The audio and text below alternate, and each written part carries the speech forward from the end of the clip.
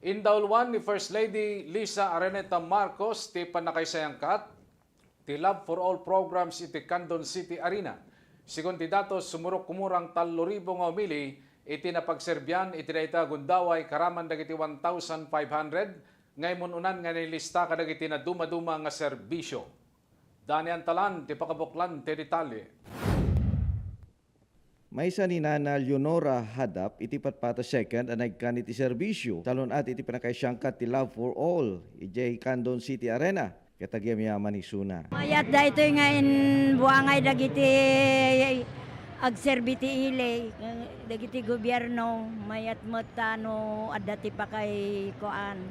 Dati pa check up mo. Di ko agpa-blood chimak sir.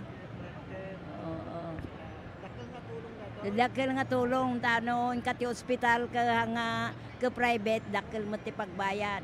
Dati libre. Libre. Libre madapay merienda namin to.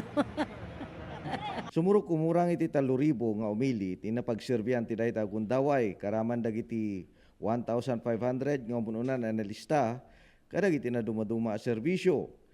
Saan ang nakaumay ni Presidente Bongbong Marcos ng personal nga Indaulwan?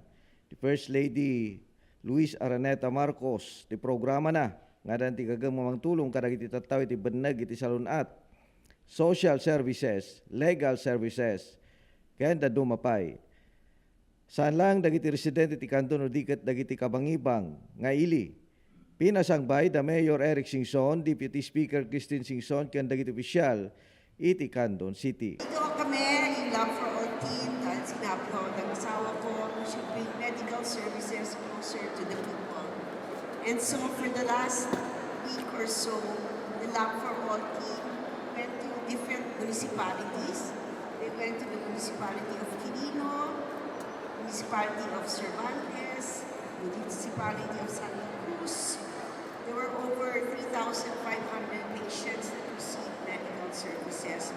Dapat dito sa Candon, pero sabi ko ng Mayor yung sa iba na lang kasi set na daw sila sa Candon.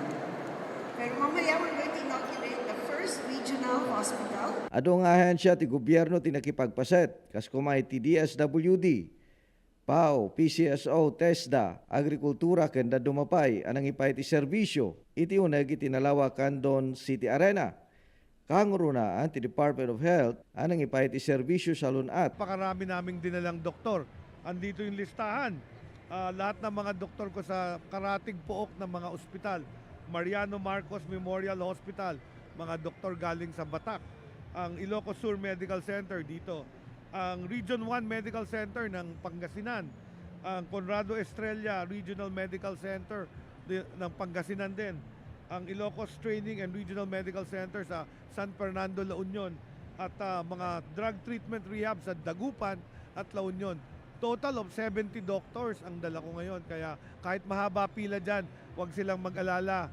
Matitignan sila lahat ng mga doktor natin sa DOH. Malaksid kini Secretary Herbosa ket adapay dagiti daduma cabinet secretaries, undersecretaries, regional directors ken provincial directors ken dagiti kameng datap ng mga ipay ti serbisyo. Agyamyaman da Mayor Eric Singson gapu iti panangidanon ni First Lady iti Love for All iti Candon City. Agyaman ako una ita inyag ito ni First Lady dato Love for All. Kat makita tayo mati kaado ti tattao nga may para ti dato nga programa na medical mission kan adu pa digitay other agencies, national agencies nga may nga makipagtulong pa karigiti programa da. Yung magustuhan damit dato yung lugar. Of course, tinang dakal nga banag kat digiti tattao kat na-accommodate na siya at nalawang dato yung arena. Astamot lang ti panagyaman da kong Christine kini Vice Governor Ryan Singson. Thank you also to especially for the Love for All program spearheaded by our First Lady of the Republic of the Philippines, Luis Araneta Marcos. We thank her na she chose Candon for, and of course, yung Love for All program natin, it started last Thursday and went up to the uptown barangays, the municipalities. That includes Quirino, Cervantes, and of course Santa Cruz rin. And then to the culminating one, it was here in Candon. And of course, we thank them na yung medical services at least napadala ulit through the Love for All program. Amo namin na po, agyaman nakunay kini Apo Madam First Lady Lisa Araneta Marcos, kan dati nakapinpintas nga programa nga Love for All. Amo timet nga dati nga programa na Apo ket ado iti matultulukan na ket naswerte tayo ta ditoy met probinsya ting Ilocosur nang ron na ditoy syudad ti Candon ti napili da nga aramidan ditoy Love for All. So ado manen iti kaprobinsyan tayo nga matulungan no panggap di ito nga serbisyo iti gobyerno.